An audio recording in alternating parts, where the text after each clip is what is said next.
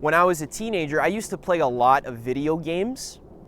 A lot of video games. I used to play this game called League of Legends, where it was a lot of just kind of fighting and explosions. It was like a war, basically. I would play for 12 hours a day. And then at night, when I would go to sleep, I would have dreams of League of Legends. I was fighting and clawing, and I was having a war in my dreams because that's what I was filling my mind with on a daily basis. Also, I remember when I went on a trip to Costa Rica, I spent 7 days just completely immersed in the jungle. And I was looking at the plants and the flowers and the insects and the birds and the lizards and the armadillos, all kinds of creatures in Costa Rica.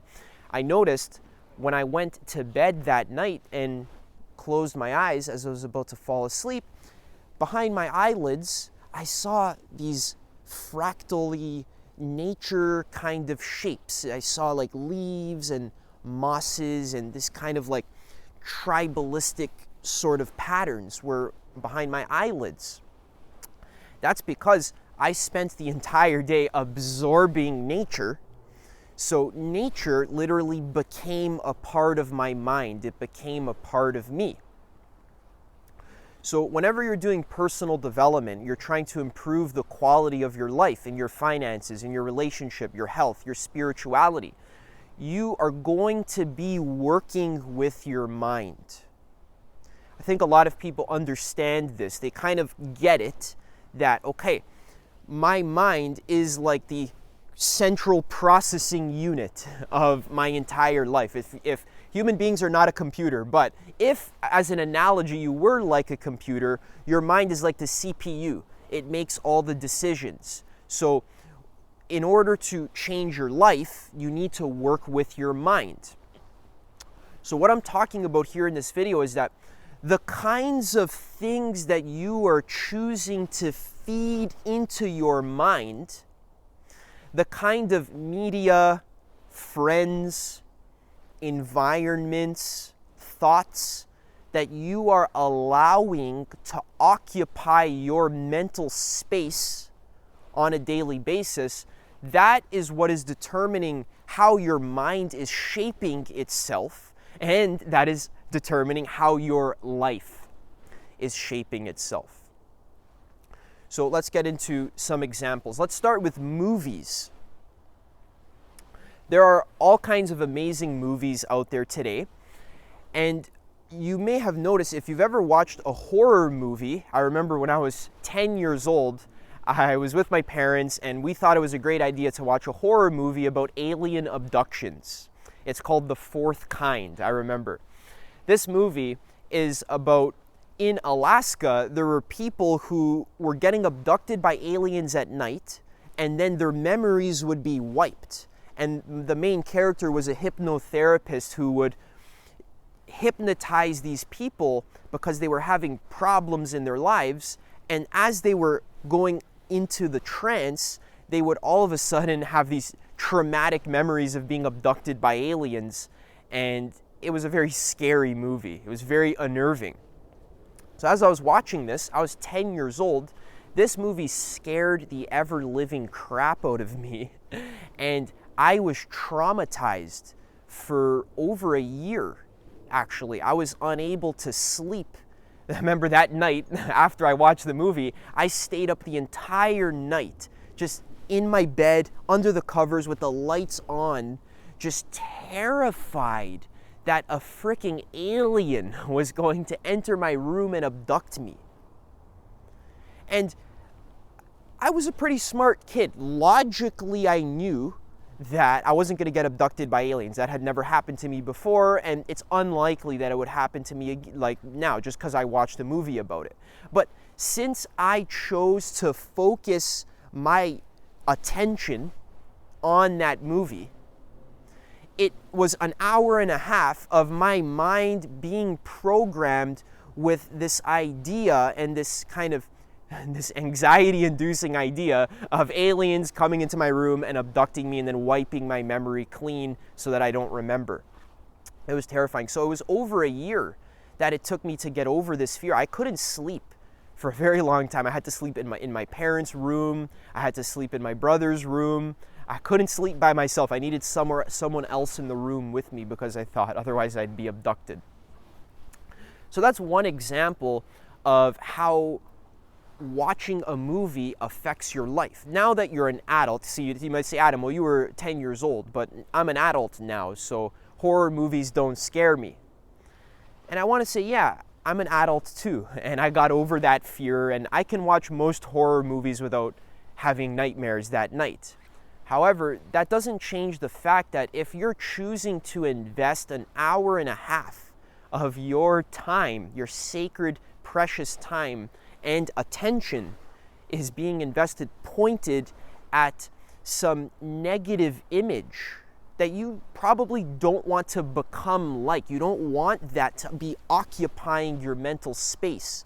Because after the movie's turned off, if you've been watching it for an hour and a half, those images, they stay with you. They leave a sort of residue in your mind, and often it's processed in your dreams, and it just starts to become a part of your life in a very subtle way that's difficult to notice.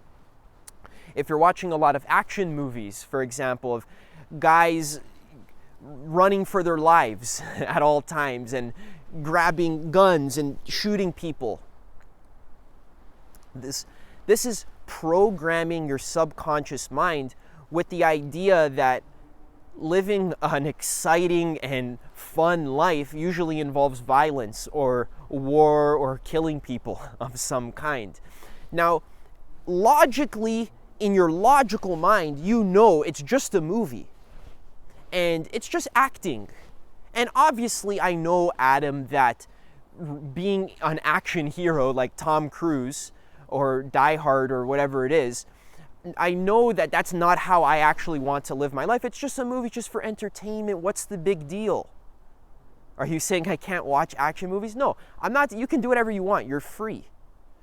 I'm just trying to raise awareness, and I'm trying to raise some consciousness about this topic of what is it that you're choosing to fill your mind with. So consciously, you know it's just a movie. Like, I knew that when I was 10 years old watching the alien abductions. I knew it was just a movie.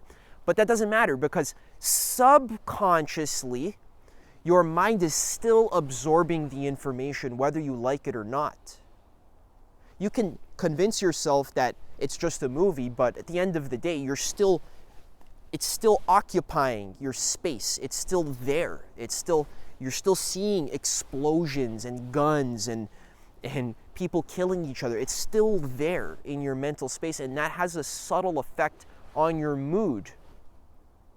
That affects how you talk to people, how you talk to your family, how you talk to your friends, how you deal with problems in your life.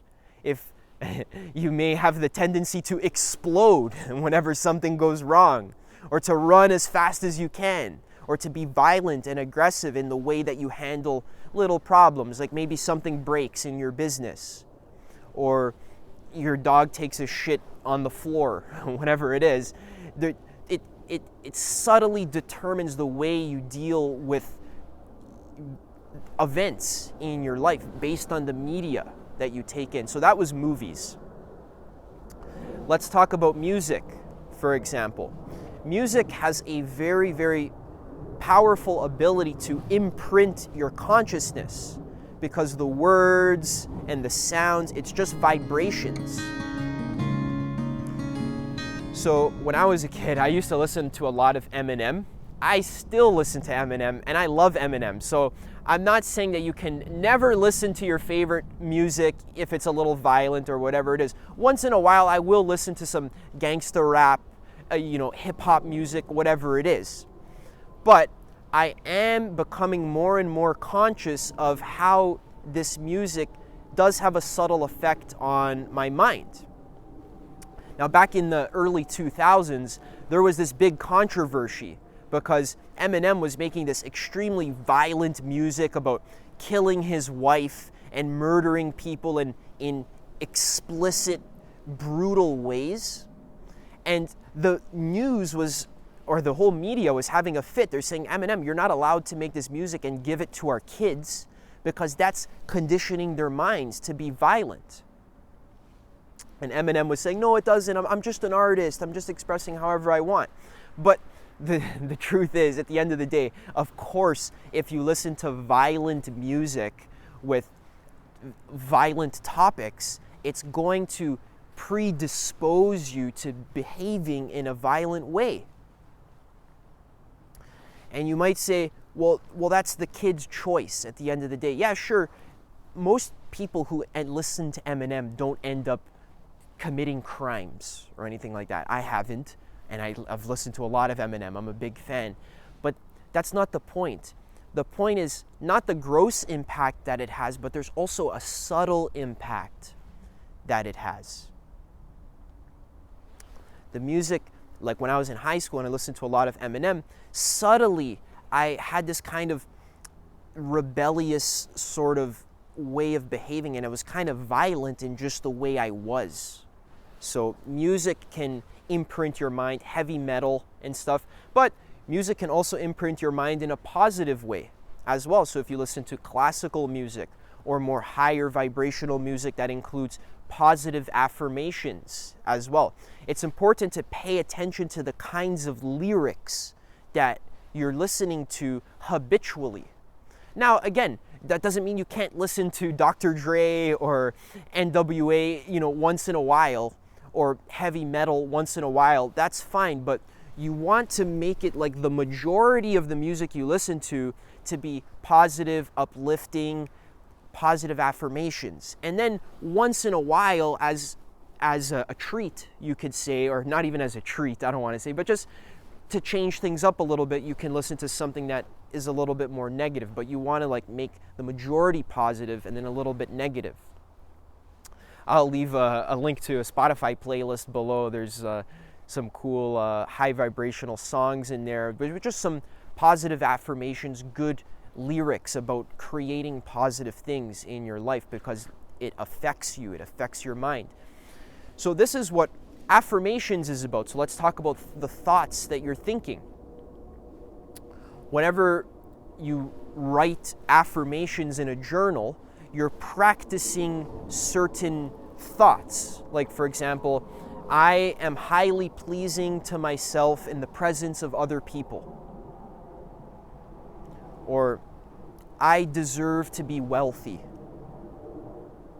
Whatever thought that you're practicing in your journal, you don't have to write it down 100,000 times and sweat, and it's not about quantity, it's more about just, you can write down a thought that you want to create for yourself in your life. I'm confident. I love my life. I'm intelligent. You can actually try it out. Grab a journal and write the affirmation that you've chosen in that journal every single morning for a month. Actually do it for the entire month. See what happens. You can even Google some positive affirmations, or you can use a book. There's a good book like Creative Visualization by Shakti Gawain that has good affirmations in it. Try it out, and you might see that when you practice certain thoughts and you actually allow them to fill your mental space for 10, 20 minutes a day, you see that it leaves a residue in your mind, but it leaves a positive residue in this case. So in our society, we have this very scientific, kind of no-nonsense, hard-nosed, rationalistic sort of paradigm where we think if I'm talking about writing affirmations or focusing on positive things, this seems like hippie nonsense. But if you actually just pay attention to your own mind on a daily basis, it is blindingly obvious that what you pay attention to leaves residue in your mind. Either it comes up in your dreams, or it has subtle effects on your mood, your facial expression, your body posture. What you're paying attention to affects you. Like, for example, if you're walking through a forest That's going to have a certain effect on the quality of your mind versus if you're walking in a ghetto, in a dangerous neighborhood, or you're walking through a butcher shop, or you're walking through a shopping mall, or you're walking through a desert. See, all of these different environments, they have their own kind of quality. When you're walking in the desert, your mind will start to become hot and dry and barren, but also very clear in a way. So what you're surrounding yourself with, your environment, it is affecting your mind. So wow, that's a cool bird. It's affecting my mind right now.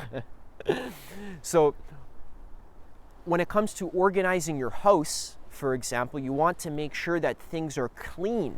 You don't want to have dirty laundry everywhere, dishes in the sink, hair on the floor, picture frames out of balance. You want everything to be clean and organized, because then your mind is going to start to be clean and organized.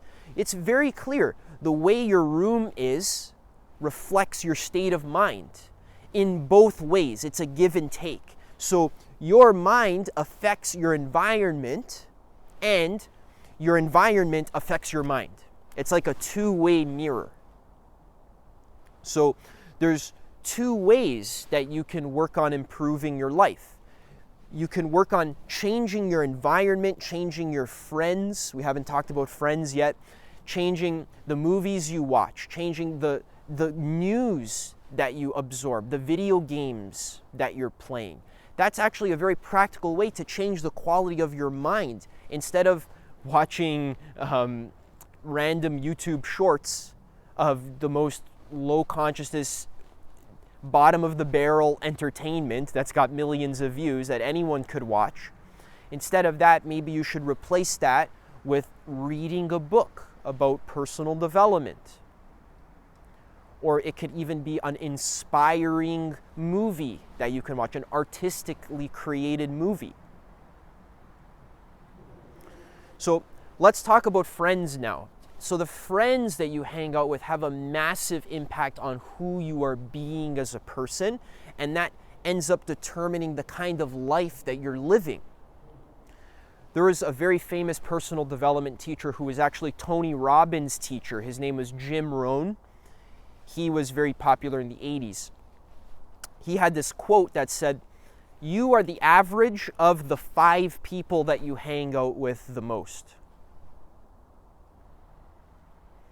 Let that sink in for a second. Ask yourself, who do I hang out with the most? Who are the 5 people that I hang out with the most?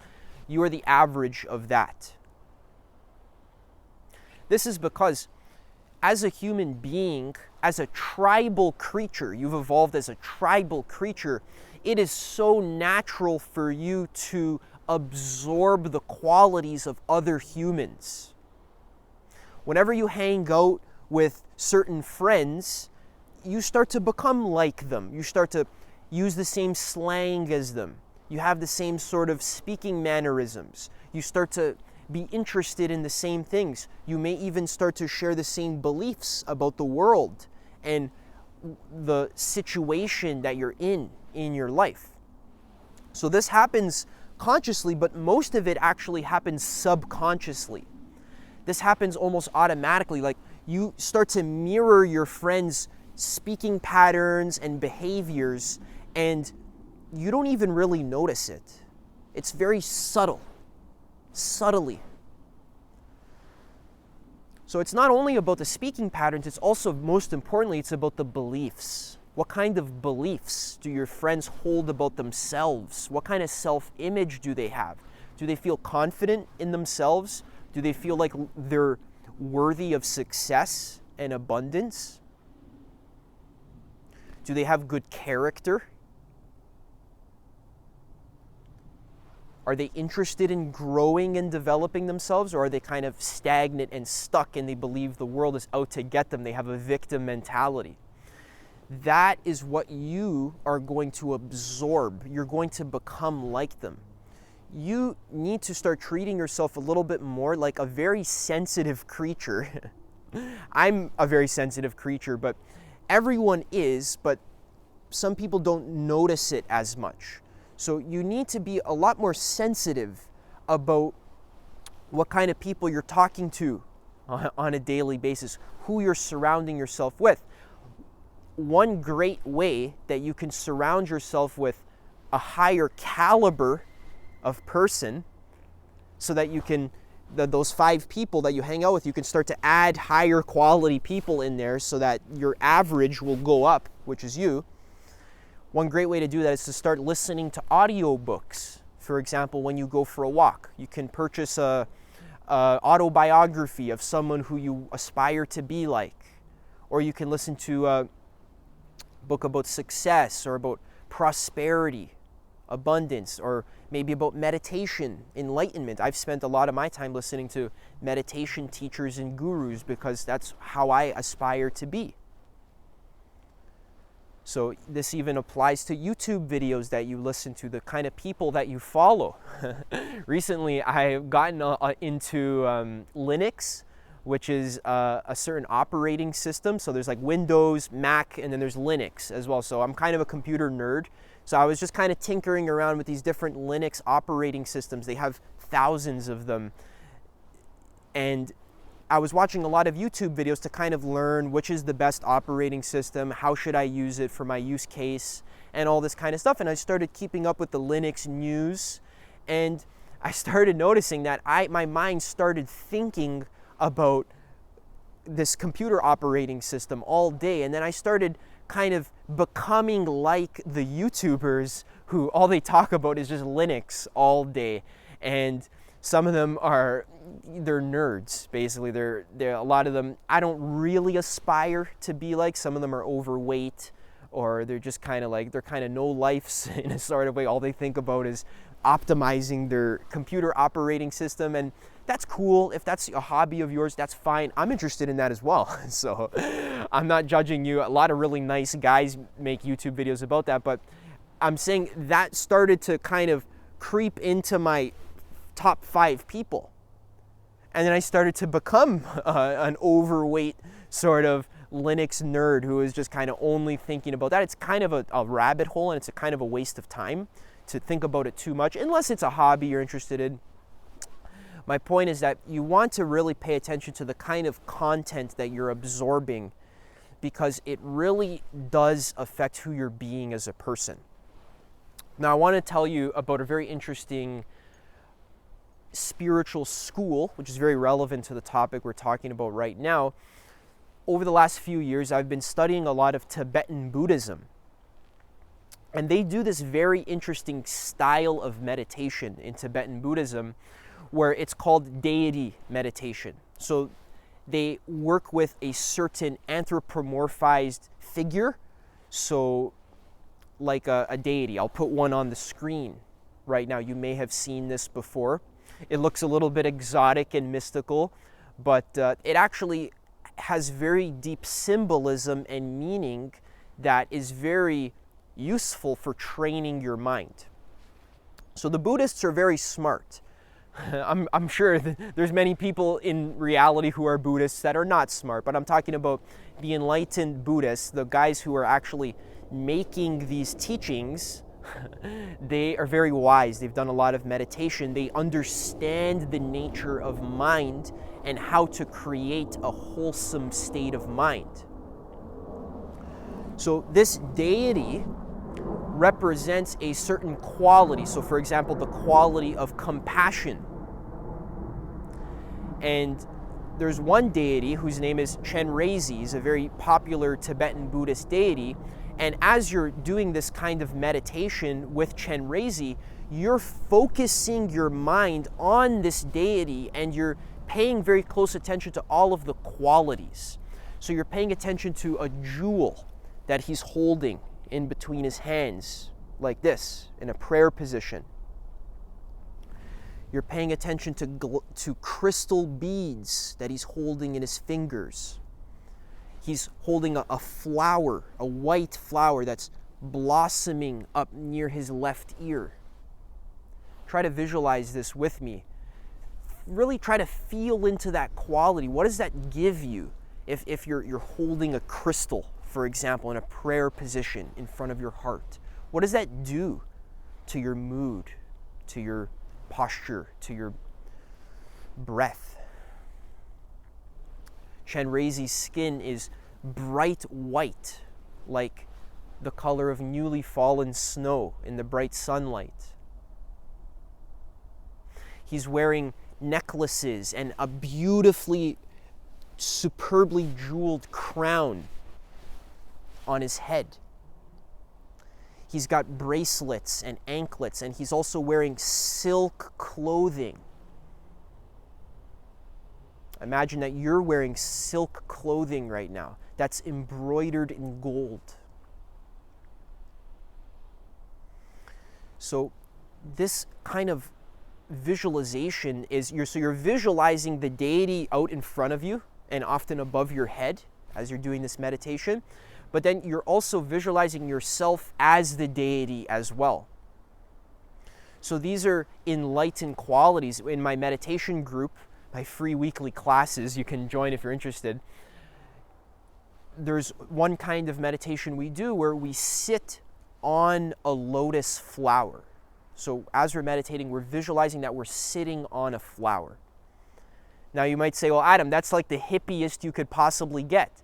But no, there's a reason for this. I'm not doing it just because I'm like skipping and frolicking in the fields. There's actually a very intelligent reason why you would want to visualize sitting on a flower. Try that next time you meditate. Visualize yourself sitting on the petals of a flower, whatever color you want. And ask yourself, what does that do to your mind? That quality, how great would that be? Imagine if you're actually sitting on a giant flower. That would be pretty nice. It would probably be a very peaceful experience. There's a certain softness and delicacy that adds into your being. You start to become it. You start to become soft and delicate and beautiful as a person. And isn't that what life is about here? We're attempting to be the best version of ourselves. If you're not interested in that, then don't watch these videos, because that's what these videos are attempting to help you to do. So what I'm talking about here in this video is you really want to think about what kind of environments, what kind of thoughts, what kind of images, what kind of things am I allowing to occupy my mental space on a daily basis, and what am I focusing on, and pay attention to how that becomes who you are. If you want to become someone who is doing better in their finances, then you probably want to absorb more information that comes from people who are masters of their finances. The same is true for your relationships, for your spirituality, for your meditation, etc. Speaking of which, I'm running a free meditation class that is going to be running every single Tuesday at 2 p.m. The time might change depending on when you're watching this video. However, I do plan to run these classes every single week. So if you're interested in learning how to meditate with me, this is something I've been doing for the last 8 years, and I've invested a lot of time, energy, money going on retreats, learning, making mistakes, talking to teachers, getting guidance. So I've said that meditation is the #1 most important personal development practice for mastering your mind, but it's not that easy to do. It's very easy to make mistakes. So if you want some help and some guidance, and you also want to be a part of a community of people who are on the same journey as you, then you can click down there to join for free. Otherwise, subscribe for more videos about evolving your consciousness and becoming the best version of yourself. I got more on the way. Thanks for watching. I'll see you in the next one.